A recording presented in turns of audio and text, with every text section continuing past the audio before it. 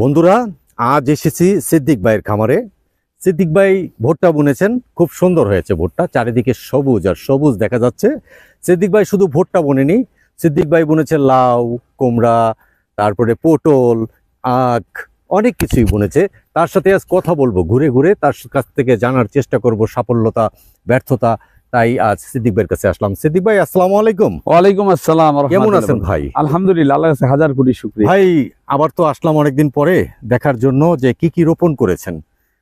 আলহামদুলিল্লাহ ভাই, আমি আপনার কাছে থেকে শুনলাম অনেকে নাকি আপনার কাছে বলছে যে অনেকে এই লাউ বুনছে, স্কোয়াশ বুনছে, লাল শাক বুনছে, অনেক কিছু কইরা নাকি অনেক টাকা পয়সায় কইরা ফেলাইছে, সফলতার অর্জন শিখরে পৌঁছে গেছে গা। জি, ঠিক আছে, আমি ভাই ওই ধরনের শিখরে পৌঁছাই নাই। আমি শুরুটা করছি, এখনো সফলতা বলতে কোনো কিছুই আমার কাছে ধরা ছোঁয়ার অনেক বাহিরে, আমি ধরা ছোঁয়ার বাহিরে। তবে আমি আগেও বলছি, এখনো বলি, দেওয়ার মালিক আল্লাহ পাক। আমি শুধু চেষ্টা করার দরকার, আমি চেষ্টা করে যাইতেছি। ঠিক আছে, কিন্তু আমি এখানে যে জিনিসটা করার জন্য এখানে আসছি, এখানে মাছ আর হাঁস, কিন্তু আমি সেই জিনিসটা পাই নাই। যেহেতু আমি মাছটা করব, আমি ওই পিছনে, ঠিক আছে, পিছনে পানি আসছে বর্ষাকালে, আমি খালটা দুই পাশে আটকে আমি মাছের ব্যবস্থা করব।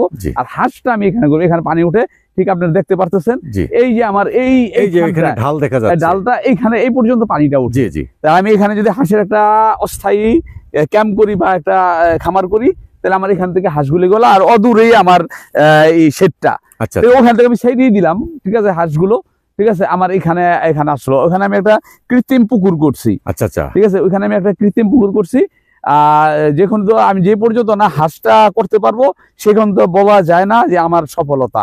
ঠিক আছে, যেহেতু কৃষিটা আল্লাহর দেওয়া রিজিক, ঠিক আছে, এটাকে আমি এই জন্য করতেছি, যেহেতু আমি খামার করব, গরুর খামার, মুরগির খামার, হাঁসের খামার, তারপরে গারলের খামার, আমার এই ভুট্টা, তারপরে আমার এগুলো লাগবে।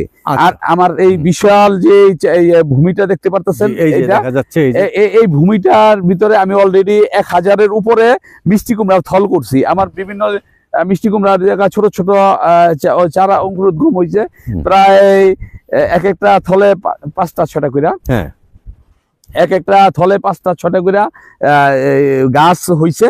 এখন এগুলি হলো দেওয়ার মালিক আল্লাহ পাক। এখন এখানে কি যত্ন নিতে পারি, আল্লাহ পাক কি দিতে পারেন, কি দেন, সরি, কি দিতে পারেন না, আল্লাহ পাক কি দেন, ঠিক আছে, সেটা আল্লাহ ভালো জানেন, আল্লাহ ভালো জানেন। আলহামদুলিল্লাহ, আমি সেই চেষ্টাটা করতেছি। সিদ্দিক ভাই, জি ভাই, এই যে ভুট্টা বুনছেন, কতদিন হয় বয়স? এগুলো তো গাছ তো অনেক বড় হয়ে গেছে দেখা যাচ্ছে। এটা সম্ভবত 1 মাস হয়েছে কিনা ঠিক আমি বলতে পারতেছি না। ঠিক আছে, মেবি। কি জাতের ভুট্টাটা বুনছেন?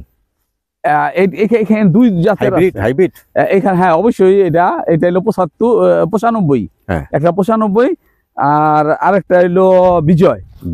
আচ্ছা, হাইব্রিড তো অবশ্যই নাকি? বিজয়, জি, বিজয়, আর একটা হলো সুলতান।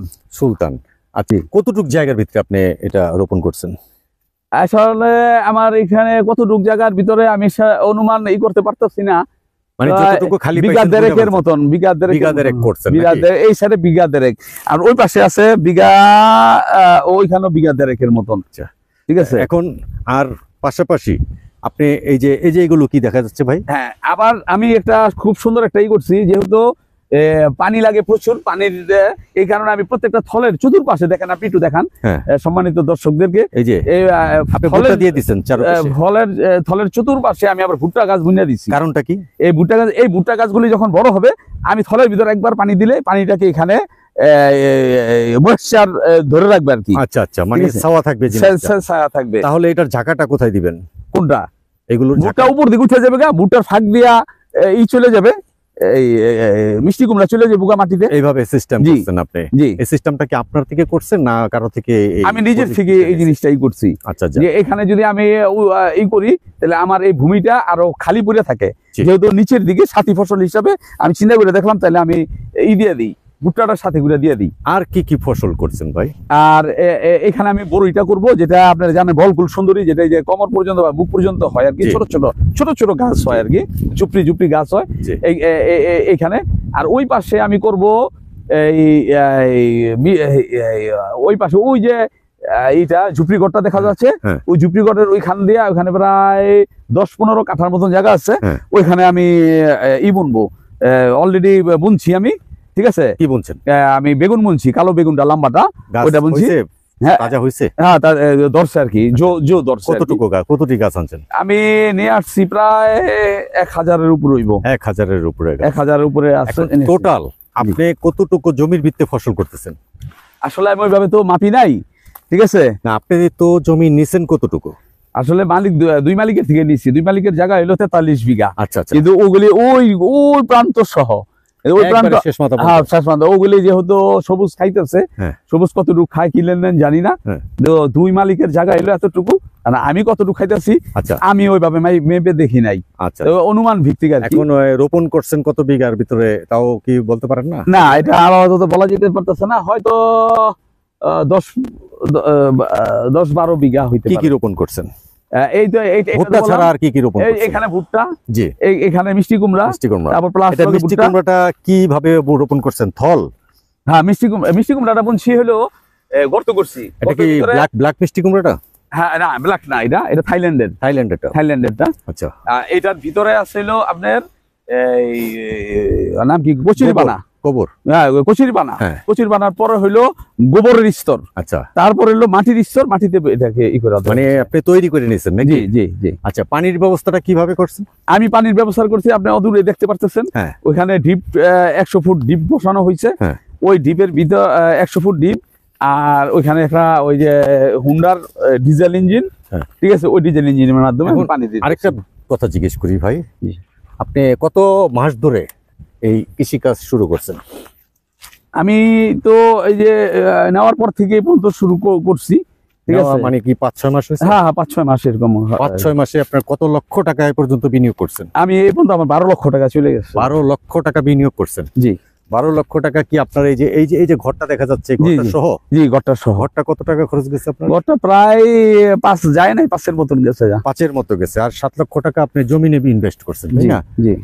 এই 7 লক্ষ 5 লক্ষ মানে 12 লক্ষ টাকা আপনি ইনভেস্ট করছেন। এটা উঠাইতে তো আপনার দীর্ঘ একটা সময় লাগবে। দেওয়ার মালিক আল্লাহ পাক, আগেও বলছি।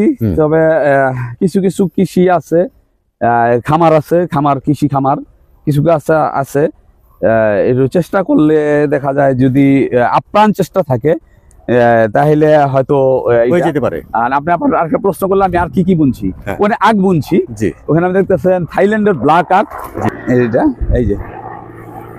এখন এই 12 লক্ষ টাকা জি। আপনার এই পর্যন্ত চলে গেছে। আপনি গ্যান্ডারি যে আখ আনছিলেন, জি, আখটা তো একটা লস খাইছেন আপনি। জি। এখানে মোরল আখ এটা আমাকে আসলে ঠকাইছে। মোরল সাহেবের কোনো দোষ না। মোরল সাহেব আবার, আমি এলাম ছোট পার্টি, ঠিক আছে। এই 2-3 হাজারের এই চোখের পার্টি, অথবা ওইগুলি উনি পাতা দেন না, এর লেগে উনি ধরাই দিচ্ছেন উনার ওই ইয়েরে, নাম কি বলে, ম্যানেজার বাড়িতে লিখিয়ার আছে, সবুজ নাম, উই আমার কিছু দিছে, সেগুলি নষ্ট হয়ে গেছে গা, ওই নষ্টটা দিছে আর কি।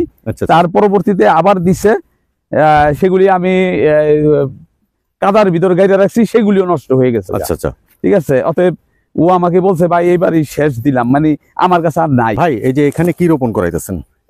এখানে আমি পরীক্ষামূলক ভাবে 5 কেজি পেঁয়াজ আনছি, হালি পেঁয়াজ আর কি, হালি পেঁয়াজ এখানে বুনছি। এই যে হ্যাঁ, হালি পেঁয়াজ এনে বুনছি, আর ওইটার ভিতরে আমি মরিচ বুনছি, মরিচ পরীক্ষামূলক ভাবে। দেখলাম মাশাআল্লাহ, পিছনে দেখা যাচ্ছে কি জানি রোপণ করতেছে ভাই। হ্যাঁ, এখানে মিষ্টি কুমড়া করা হইতেছে, সব মিষ্টি কুমড়া। আমি আগেও ঘোষণা দিছি যে প্রায় 50,000 টার্গেট আমার। জি। এই মিষ্টি কুমড়াটা ভাই ফুটে গেছে গা, তার মানে এটা কিভাবে করছেন? এটা জার্মিনেশন করছে। এটা আসলে জার্মিনেশনটা ভাই এমনি যত দিন না ভাই, আঙুল দিয়ে ছিদ্র করে লবেন, নাই এইটা দিয়ে। হ্যাঁ হ্যাঁ, আপনার বলে যে জার্মিনেশনটা করতে কতদিন লাগে ভাই? জার্মিনেশনটা করতে আপনার 3-4 দিন লাগে। এটা কিভাবে করে? এটা আমি চটের ভিতরে দিয়া উপরে পানি ডালতাম, মানে চটের ভিতরে দিয়ে উপরে দিয়ে পানি ডালতে, পানি ডালে এইটা কতদিন বেশি ফুটে গেছে গা, কতদিন? কিছু বেশি ফুটছে, কিছু কম। কতদিন ঢালতে হয় পানিটা? এইটা হয়তো 2 দিন, 3 দিন, 4 দিন, 5 দিন রাখলে হয়ে ঠিক যায়, আছে। হ্যাঁ, ওই ভিজা করে রাখলেই ফুটে যাবো গা। ফুটে যায় না, জি। তারপরে লাগাইলে এটা জলদি।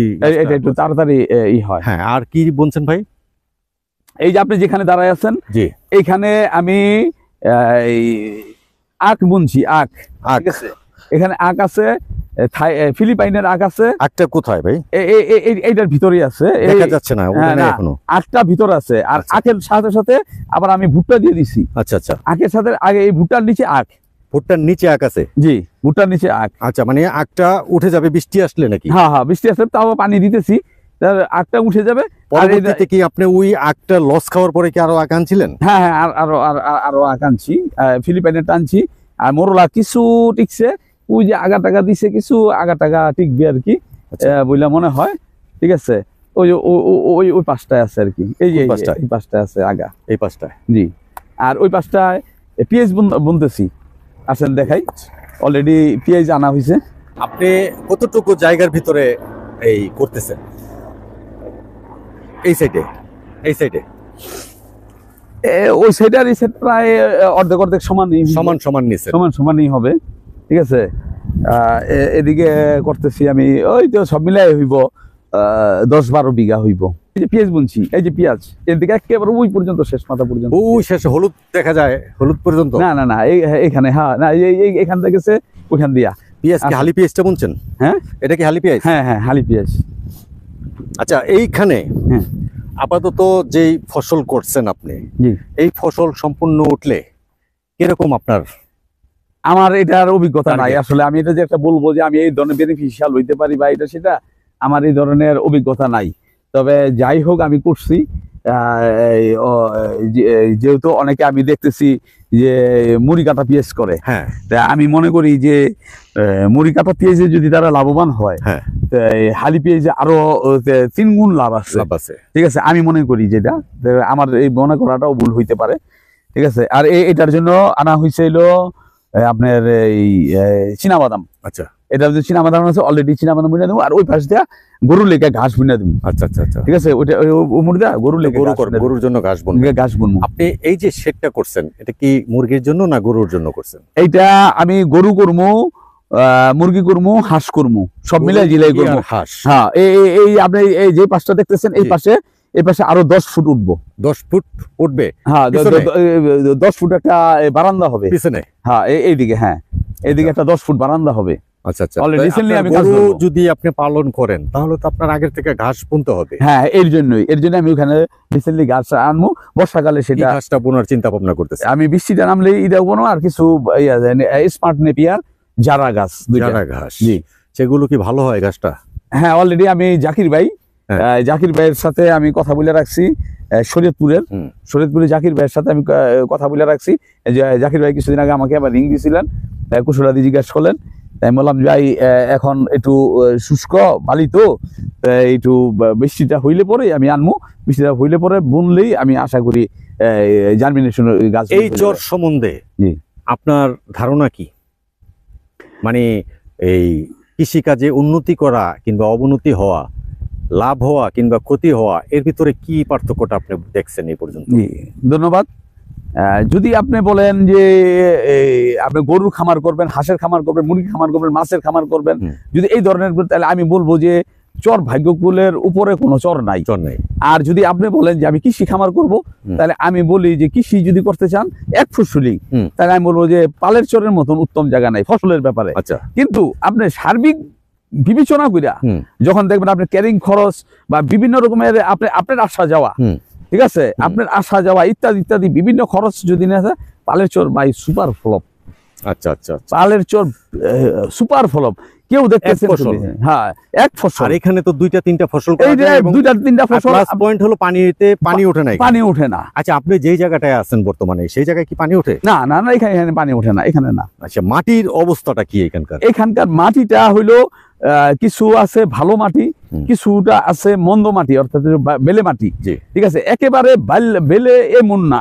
ঠিক আছে, একটু বৃষ্টিটা হইলে একটু এটা হইলে নিচের থেকে বালুটা বাইরে হয়। আচ্ছা আচ্ছা, যখন বৃষ্টিটা হয় বালুটা নিচে জায়গা, এই ধরনের যারা নাকি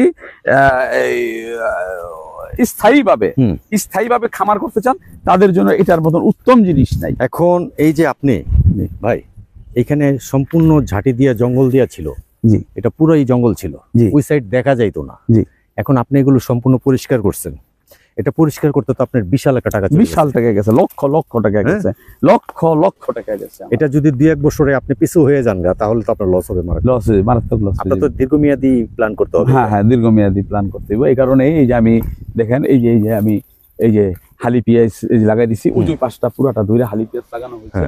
ঠিক আছে, এই হালি পেঁয়াজ লাগানো হয়েছে। এই যে এখান দিয়া যেখানে বালু বালু আছে, এখান দিয়া ই বোনা হবে, চীনা বাদাম বুঝলেন। আরেকটা জিনিস ভাই, এই বাইরের কেউ আইসা এখানে খামার করতে চায়, অনেকে আমাকে ফোন করে আপনার নাম্বার চায় এবং আপনার পরিস্থিতি জানতে চায় যে ভাই কেমন আছে, এখন ভাইয়ের ওখানে গেলে আমি জমি পাবো কিনা, কিছু করতে পারবো কিনা, তাদের জন্য কি বলার আছে বলেন তো? এই খুব সুন্দর একটা কথা বলছেন। আমেরিকার থেকে আমার এক ভাই, ঠিক আছে, নামটা বলি আমি, ঠিক আছে, রুবেল খান, আপনারা জানেন খানবাড়ি। উনি ইসে পালের চরে বেশ অনেকগুলো টাকা ইনভেস্ট করছেন উনি, যত সম্ভব বলেন, মানে কুপাত্রে দান করছেন। ঠিক আছে, কুপাত্রে দান করছেন উনি। অসাধু কিছু লোকের পাল্লায় পইরা উনি খুব অস্থিরতার ভিতরে আছেন। উনি বোঝা গেল উনার কথায়, উনি স্পষ্ট করে বলেন নাই। উনি এখন বলতে চাইতেছেন যে উনি আমার সাথে ইনভেস্ট করবেন, উনি আমার সাথে গরুটা, ঠিক আছে, মানে সেটের বিষয়, গরুটাতে উনি আমার সাথে ইনভেস্ট করবেন। উনি আশা, উনার এই ইচ্ছা পোষণ করছেন। ঠিক আছে, হ্যাঁ, আমাকে উনি এই অফারটা করছেন, যেহেতু আমি আমার বিবেচনা রাখছেন বিষয়টা। আচ্ছা, যেহেতু শেড আপনার একটা তৈরি করা আছে, তারপরে জায়গাটা উঁচু নাকি, জি, আপনি ঘাস তৈরি করতেছেন, জি, আপনার পিছু টানটা থাকবে না, না, এটা আপনি সাইন করতে পারবেন ইনশাআল্লাহ। এই হলো এক কথা। দ্বিতীয় কথা, আরেকটা আমেরিকান প্রবাসী ভাই এহসান ভাই নাকি, উনিও নাকি এখানে খামার করতে চাচ্ছেন। জি, আমি এহসান ভাই উনি অলরেডি দেখছেন, উনি পছন্দ করছেন, উনি এগ্রি হইছেন, আসছিল এখানে। হ্যাঁ, এখন উনি একটু ব্যস্ত আছেন, উনার আব্বাকে নিয়ে উনি একটু সিএমএইচ হাসপাতালে যাবেন। আজকে উনার সাথে, মালিকের সাথে আজকে বসার কথা ছিল। আমি এক ভাই ইঞ্জিনিয়ার সাহেব, একজন ইঞ্জিনিয়ার সাহেব আসতেছেন, একজন ইঞ্জিনিয়ার সাহেবের থেকে ইঞ্জিনিয়ার সাহেব জায়গা নিতেছেন। আজকে ইঞ্জিনিয়ার সাহেবের থেকে টাকা নিয়ে ইঞ্জিনিয়ার সাহেব উনার পক্ষ হইয়া জমি নিয়ে দিচ্ছেন। হ্যাঁ, ইঞ্জিনিয়ার সাহেব উনার পক্ষ হইয়া ইঞ্জিনিয়ার সাহেবটা এবং উনারটা আজকে অ্যাডভান্স করে গেছেন। মানে দুজনেরটা অ্যাডভান্স করে আজকে দুজনেরটা অ্যাডভান্স করছে। যাক, ভালো একটা উদ্যোগ, তারা সফল হোক, তাই না? জি, এটাই তো আমরা কামনা করি। জি, বাইরের উদ্যোক্তা এসে এখানে যদি সফলতা অর্জন করতে না পারে, তাহলে আমাদের ব্যর্থতা। জি, নাকি আপনি কি চান যে আরো বাইরের মানুষ আসুক এখানে? সত্যি কথা বলতে আলম ভাই, আন্তরিকতার আমার দিক থেকে আন্তরিকতার সীমা রাখা নাই। এখানে কিছু কিছু ভাই আছে, জায়গা কেবল লিছে, কি করতে হবে না করতে হবে, কেমনে কি করতে হবে না করতে হবে, সিদ্ধান্ত গুলো আমাদের উপরের কাছে, আমাদের। ঠিক আছে, এত আন্তরিক, এত ভাই ব্রাদারের মতো এরকম। হ্যাঁ, এত আমাদের এক এসআই ভাই আছেন, উনি নিছেন। ঠিক আছে, উনি নিছেন। আমার তো জানেন আপনি মেশিন আছে, পিছনে মেশিন আছে, এই ঝাঁটি ভাঙ্গার। ঠিক আছে, আমার 1 ঘন্টা লাগে, মনে করেন 1 বিঘা। ঠিক আছে, আমাদের যে রফিক ভাই আছেন, রফিক ভাই আবার এক্সপার্ট ঝাঁটি ভাঙতে, উনি ভাঙতে ভাঙতে হেভি এক্সপার্ট হয়ে গেছেন। তাই রফিক ভাই রে বলছি যে এই ঝাঁটিগুলি সব ভাঙিয়ে দিবেন, তারপর এইগুলির ভিতরে আমরা এই উনার ওই যেখানে খাল আছে, মাটিটা খুব রসালো মাটি, এই মাটিটার ভিতরে আমি বলছি যে উনারে এটার ভিতরে আপনি বুনা দেন এই হালি পেঁয়াজ। আচ্ছা, ঠিক আছে, যেহেতু রসালো মাটি আছে, এই খালটার ভিতরে উনাকে আপনি এই হালি পেঁয়াজ বুনা দেন। ঠিক আছে, উনার থেকে পারমিশন নেওয়ার দরকার নাই। উনি বলে সিদ্দিক ভাই আপনি যা বলবেন, যেমনি বলবেন, ঠিক আছে, সেইটাই রাইট। তারপর আবার উপরে টেক্কিটা দেখতেছেন, উনার বলছি আমি, যেহেতু ওখানে পানি উঠে না, উঁচু জায়গা, আমি বলছি ওটার ভিতরে আপনি বেগুন করতে আর মরিচ, এই শেড মানে কইরা ছাউনি দিয়া। আচ্ছা, ঠিক আছে, মানে ছাউনি দিয়া আপনি বর্ষাকালের জন্য মরিচ আর হইলো বেগুন, এই দুইটা ওইখানে করার জন্য। আচ্ছা, ঠিক আছে সিদ্দিক ভাই, আজ অনেক কথা হলো। ভবিষ্যতে আপনার ফসল উঠবে, তখন আমরা আসব, দেখব, আপনার সাথে কথা বলবো। আর আমার দর্শকের কাছে আপনার কিছু বলার আছে? আসলে যারা নাকি এই ভিডিওগুলি দেখেন, তারা অবশ্যই লাইক শেয়ার করবেন, আর কিছু কমেন্টসও করেন। আপনার মনের যে যদি কোনো কেউ বলে যে জ্ঞান দিয়েন না, ঠিক আছে, না ভাই, আমার সাথে আপনার অনেক জ্ঞানী, ঠিক আছে, অবশ্যই আপনার জ্ঞানের কথাটা আপনি কমেন্টসে অবশ্যই বলবেন, ঠিক আছে। আলম ভাইয়ের মাধ্যমে আমি আর উপকার নেওয়া, আপনার থেকে উপকার নেওয়ার জন্য আমি অধীর আগ্রহ হয়ে আছি। আপনাদের কমেন্টসের মাধ্যমে আমাকে এই উপকার করবেন, অবশ্যই করবেন, এই জ্ঞানটা দিবেন, ঠিক আছে। আমার চাইতে আপনারা অনেক জ্ঞানী, আমি দেখছি কমেন্টস যারা করেন আমার চাইতে অনেকে অনেকে অনেক জ্ঞানী, অনেক কিছু শেখা যায়, অনেক কিছু শেখা যায়। অবশ্যই আপনার জ্ঞানটা আমাকে দিবেন। কেউ পছন্দ করেন না, কেউ শুধু নোটের অপেক্ষায় থাকে, শুধু নোট দিবেন, নোট, ঠিক আছে, নোটের অপেক্ষায় থাকবেন। আমার ভাই নোট দিতে হবে না, ঠিক আছে, আমাকে জ্ঞান, আপনি সুজ্ঞানটাই আমাকে দিবেন, আর দোয়া করবেন ইনশাআল্লাহ। দর্শক সবাই আমাদের সিদ্দিক ভাইয়ের জন্য দোয়া করবেন, সিদ্দিক ভাই যেন এগিয়ে যেতে পারে। আপাতত সিদ্দিক ভাই অনেক পরিশ্রম করে, চেষ্টা করে, তার ভিতরে এই চেষ্টা জিনিসটা আমি দেখেছি এবং তার চেহারায়, শরীরে, মনে সব দিক দিয়ে ফুটে ওঠে। আসলে সিদ্দিক ভাই একটি সহজ সরল মানুষ, তার জন্য অল্পতেই রেগে যায়। আর আমাদের সিদ্দিক ভাই যেন ভালো থাকে, সুস্থ থাকে, এই কামনা করে আজ শেষ করছি। সিদ্দিক ভাই, আসসালামু আলাইকুম। ওয়ালাইকুম আসসালাম ওয়া রাহমাতুল্লাহি ওয়া বারাকাতুহু।